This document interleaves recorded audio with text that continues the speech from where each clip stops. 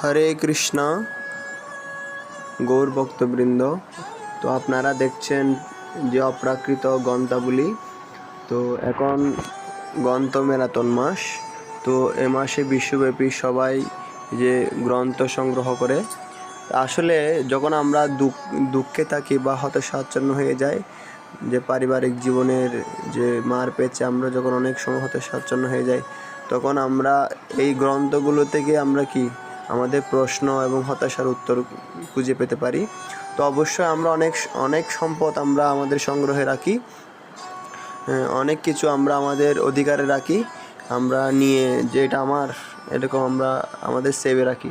কিন্তু অবশ্যই আমাদের এই অপ্রাকৃত গ্রন্থগুলোকে এরকম নেওয়া উচিত, আমাদের সংগ্রহ করে রাখা উচিত, কারণ এগুলোই হচ্ছে আমাদের পরপারের সঙ্গী। তো অবশ্যই অপ্রাকৃত গ্রন্থ আমাদের চিন্তা করতে হবে যে এই সমস্ত গ্রন্থ, এগুলো কোনো পশু পাখিদের জন্য ভগবান সৃষ্টি করেনি, এগুলো আমাদের জন্যই সৃষ্টি করা হয়েছে।